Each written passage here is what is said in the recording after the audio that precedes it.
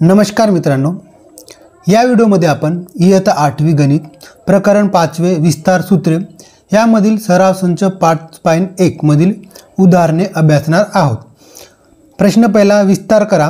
उदाहरण पहिला बघा, कंसामध्ये a+2 आणि कंसामध्ये a-1। तर या उदाहरणाचा आपल्याला विस्तार करावायचा आहे। तर त्या अगोदर बघा, आपण वर्ग 7वी मध्ये या 3 सूत्रांचा अभ्यास केलेला आहे आणि उदाहरणे सोडवल्यात। पहिला सूत्र आहे कंसामध्ये a+b चा वर्ग बरोबर a चा वर्ग अधिक 2 गुणिला a गुणिला b अधिक b चा वर्ग। आणि दुसरा विस्तार सूत्र आहे a वजा b चा वर्ग बरोबर a चा वर्ग वजा 2 गुणिला a गुणिला b अधिक b चा वर्ग।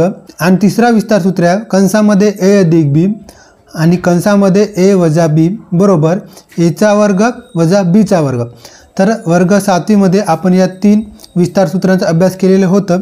यावर्षी बघा आपल्या अभ्यासक्रमामध्ये नवीन विस्तार सूत्र आलेला आहे। त्याच्यातला पहिला विस्तार सूत्र आहे आपला कंसामध्ये x अधिक a कंस पूर्ण आणि कंसामध्ये x अधिक b कंस पूर्ण बरोबर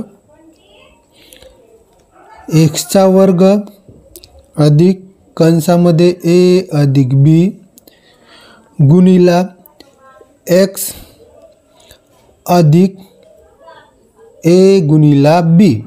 या विस्तार सूत्रावर आधारितच आपल्याला सराव संच 5.1 सोडवायचा आहे। आपला पहिला उदाहरण आहे कंसामध्ये a अधिक 2 कंस पूर्ण आणि कंसामध्ये a-1।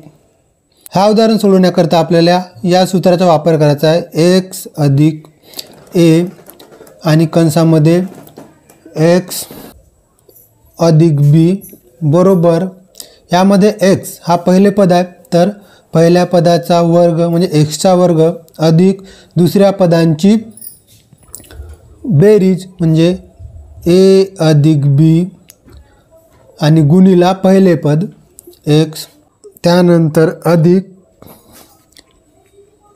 दुसऱ्या पदांचा गुणाकार। अशा प्रकारचा आपला सूत्र आहे। मग उदाहरण आपला a अधिक 2 आणि कंसामध्ये a-1 बरोबर। आता बघा याचा आपल्याला या सूत्राचा वापर करून सोडवायचं आहे। तर यामध्ये बघा पहिले पद काय x आहे आणि दुसरे पद 2 आणि 1 आहे। मग पहिल्या पदांचा वर्ग म्हणजे a चा वर्ग अधिक आहे तर अधिक त्यानंतर दुसऱ्या पदांची बेरीज।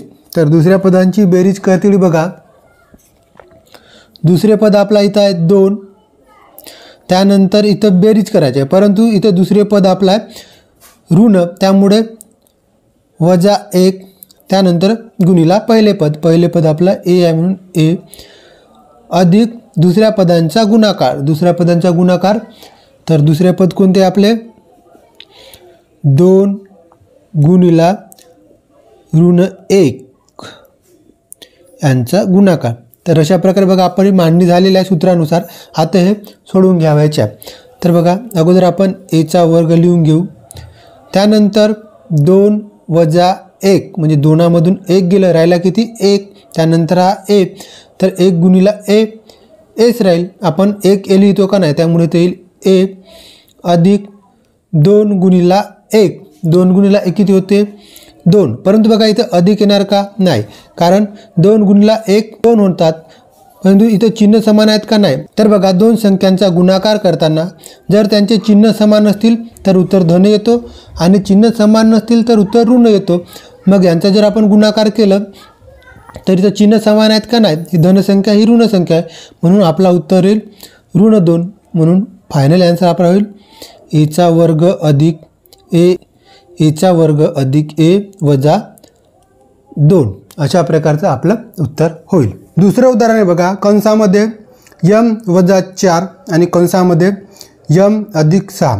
लक्षात ठेवा इथं -4 आहे हे आपल्याला लक्षात ठेवायचं आहे उदाहरण सोडवते वेळी। तर बघा हा उदाहरण पण आपल्याला सूत्राचा वापर करून सोडवायचा आहे। उदाहरण आपला काय आहे m-4 आणि m अधिक 6 हे उदाहरण आहे।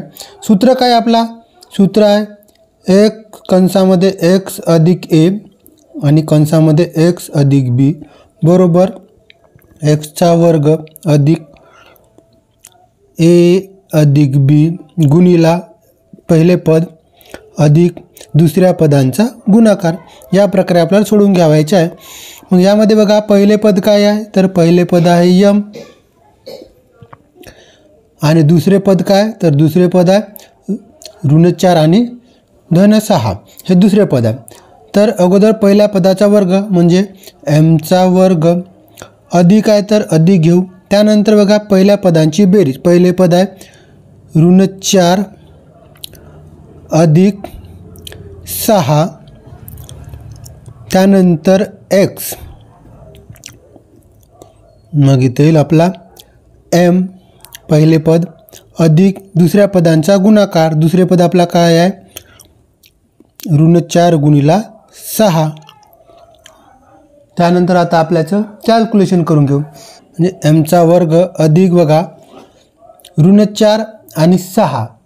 तर यामध्ये बघा चिन्ह समान आहेत का नाही, तर बघा दोन संख्यांचे बेरीज किंवा वजाबाकी करताना चिन्ह जर समान नसतील तर वजाबाकी करायची आणि चिन्ह समान असल्यास बेरीज करायची आणि उत्तराला मोठ्या संख्येचं चिन्ह द्यायचं। तर इथं चिन्ह समान आहेत का नाहीत, ही संख्या ऋण ही संख्या धन आहे म्हणजे वजाबाकी होईल। मग 4 मधून 6 गेले, राहिले किती 2 आणि मोठ्या संख्या चिन्ह काय, मोठी संख्या कोणती आहे 6, आता चिन्ह काय अधिक म्हणून धन 2 आणि हा m जशास तसं अधिक। त्यानंतर बघा इथं ऋण 4 आणि इथं 6 आहेत, तर दोन संख्यांचा गुणाकार करताना चिन्ह समान असल्यास उत्तर धन आणि चिन्ह समान नसल्यास उत्तर ऋण। तर sin 24 परंतु चिन्ह समान आहेत का नाही म्हणजे उत्तर आपला काय आहे ऋण 24।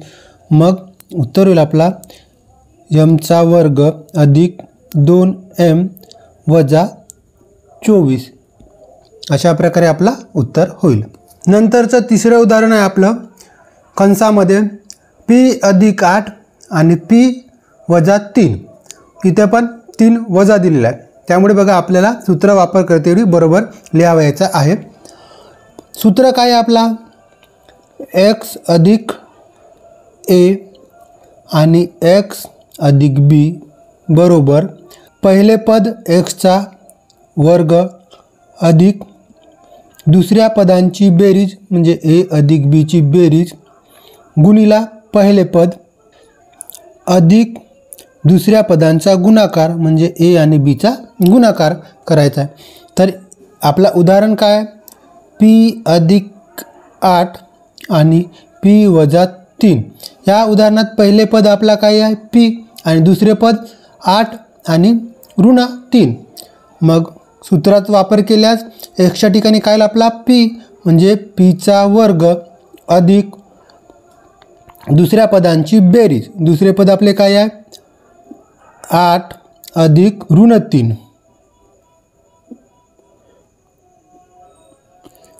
त्यानंतर पहिले पद p अधिक दुसऱ्या पदांचा गुणाकार म्हणजे 8 गुणिला ऋण 3। अशा प्रकारे बघा आपले किमती टाकून झालेल्या सूत्रामध्ये किमती टाकल्यानंतर बघा p चा वर्ग जशा तसा आहे अधिक बघा इथं चिन्ह समान आहेत का नाही, मग इथं वजाबाकी होणार। बघा दोन संख्यांची बेरीज किंवा वजाबाकी करतेवेळी चिन्ह समान असल्यास बेरीज होतो, चिन्ह समान नसल्यास वजाबाकी होतो आणि उत्तराला मोठ्या संख्येचा चिन्ह।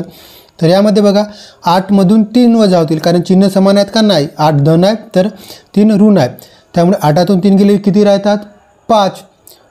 मग 5 आणि मोठ्या संख्या चिन्ह धन आहे म्हणून धन 5 हा आपला येईल आणि हे p जशास तसं।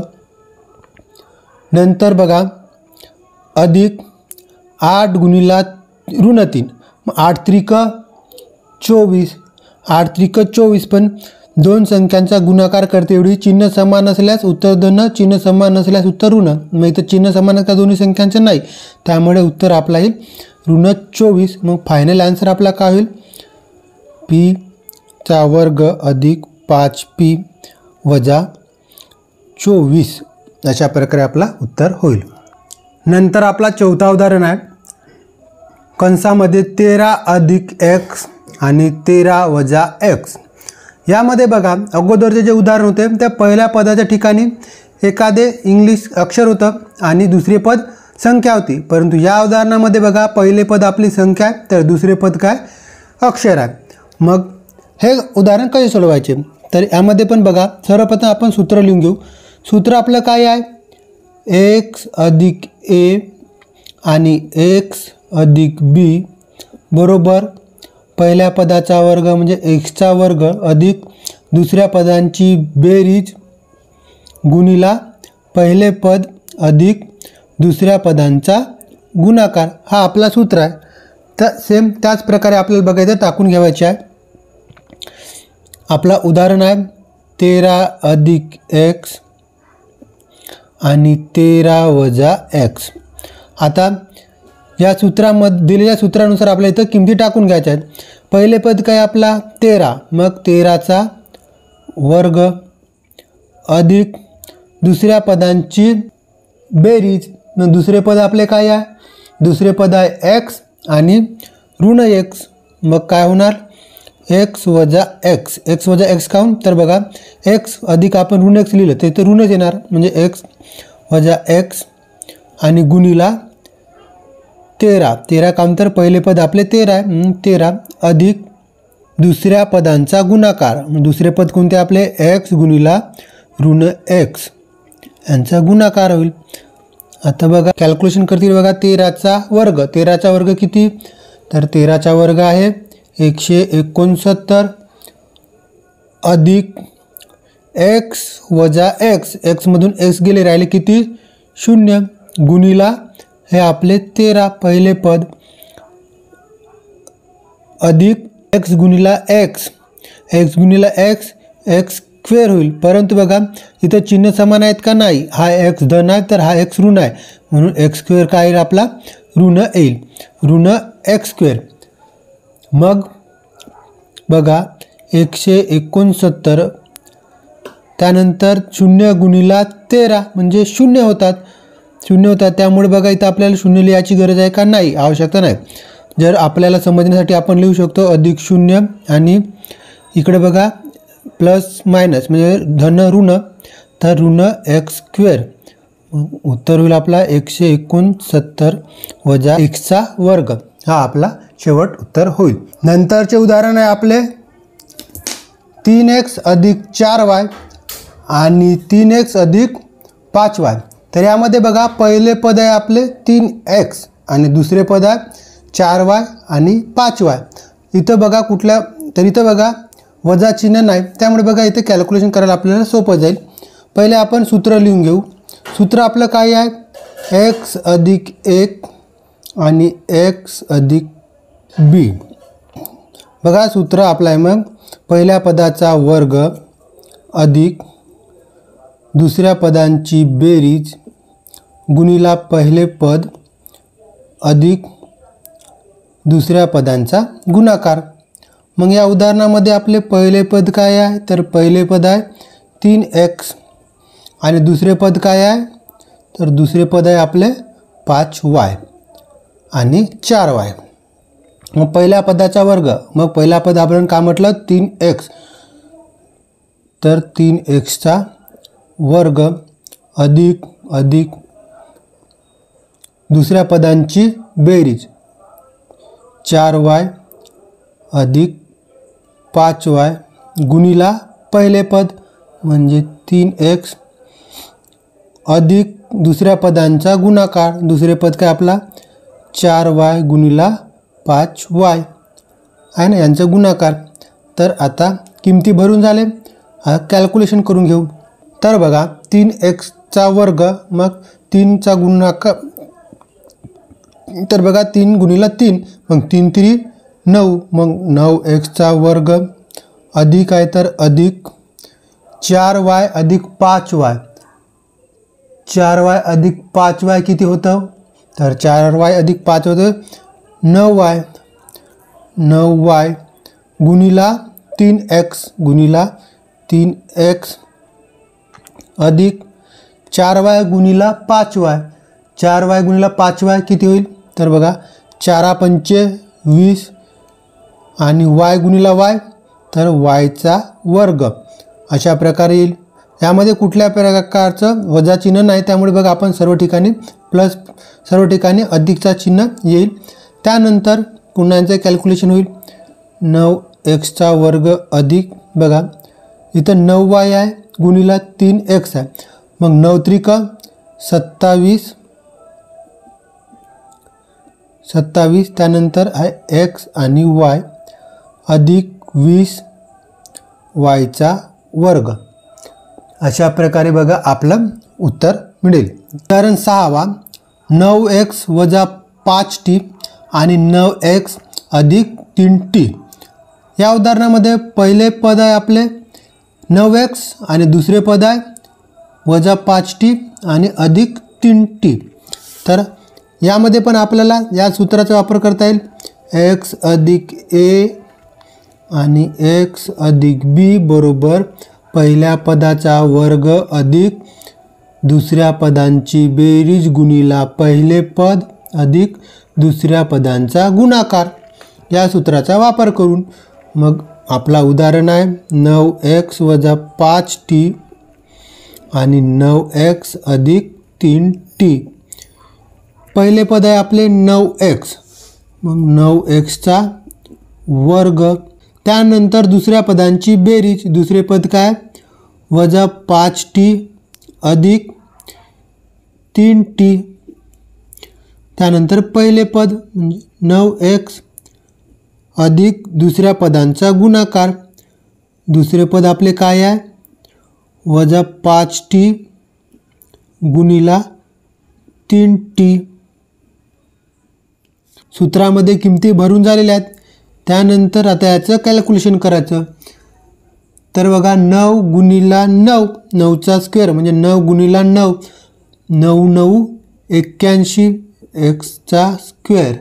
नंतर ऋण 5t अधिक 3t. इथं चिन्ह समान आहेत का नाही, चिन्ह समान नाही तर का होणार वजा बाकी. मग 5 मधून 3 गेले किती राहतात 2, परंतु मोठ्या संख्येचा चिन्ह म्हणून ऋण 2t गुणिला 9x अधिक ऋण 5t गुणिला 3t. आता इथं गुणाकार करायचा आहे, तर गुणाकार करतील बघा. ऋण 5 गुणिला 3, चिन्ह समान आहेत का नाही, मग 3 5 15, परंतु चिन्ह समान नसल्यामुळे उत्तर ऋण 15 येईल. आणि t गुणिला t, tचा वर्ग. चला त्यानंतर बघा 81चा वर्ग, नंतर ऋण 2 गुणिला 9, ऋण 2 गुणिला 9, 9 दुनी 18, परंतु बघा गुणाकार करते वेळी चिन्ह समान आहेत का नाही. ऋण 2 ही ऋण संख्या आहे, ही धन संख्या आहे, म्हणून उत्तर येईल आपला ऋण 18. आणि हे xt यामध्ये गुणाकार नाही होणार, त्यामुळे जशास तसे लिहायचे. त्यानंतर इथं धन ऋण 15tचा वर्ग. अशा प्रकारे आपलं उत्तर होईल. नंतर 7वा उदाहरण आहे बघा आपला m अधिक 2/3 आणि m वजा 7/3. तर यामध्ये बघा पहिले पद आहे m आणि दुसरे पद आहे धन 2/3 आणि ऋण 7/3. तर अगोदर आपण सूत्र लिहून घेऊ. सूत्र आपला काय म्हणते, तर x अधिक a आणि x अधिक b बरोबर पहिल्या पदाचा वर्ग अधिक दुसऱ्या पदांची बेरीज गुणिला पहिले पद अधिक दुसऱ्या पदांचा गुणाकार. मग या उदाहरणामध्ये बघा m अधिक 2/3 आणि m वजा 7/3. तर अगोदर आपल्याला पहिल्या पदाचा वर्ग लिहायचा आहे. मग पहिला पद काय इथं आपला m, मग लिहू आपण mचा वर्ग अधिक आहे म्हणून आपण अधिक, त्यानंतर दुसऱ्या पदांची बेरीज, दुसरे पद काय आहे आपले 2/3 आणि इथं वजा आहे, त्यामुळे बघा इथं वजा 7/3 ब्रॅकेट क्लोज आणि पहिले पद अधिक दुसऱ्या पदांचा गुणाकार.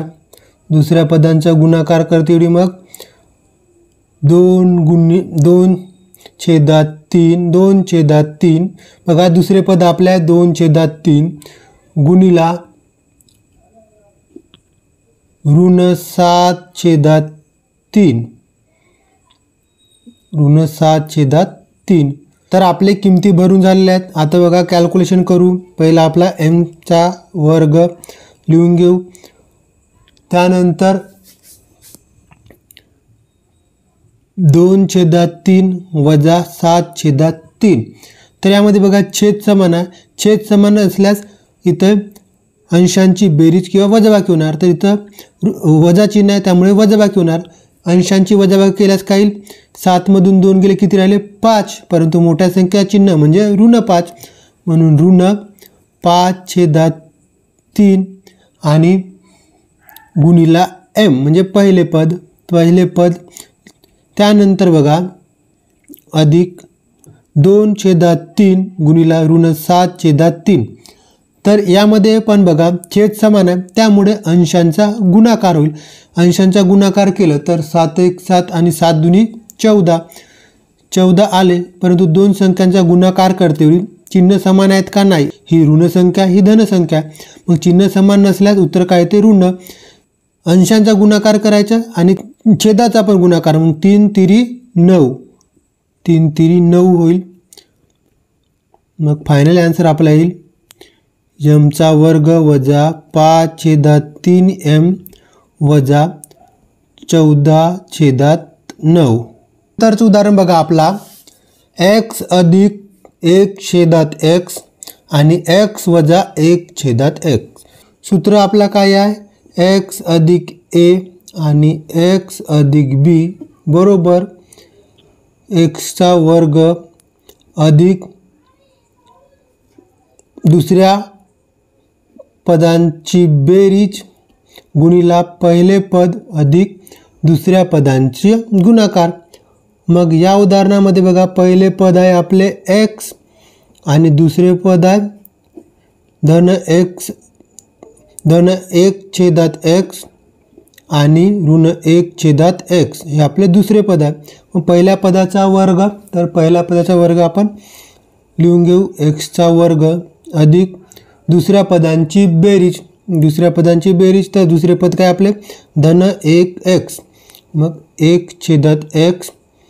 त्यानंतर बघा इथं ऋण आहे त्यामुळे ऋण 1/x गुणिला पहिले पद काय आपले x अधिक दुसऱ्या पदांचा गुणाकार.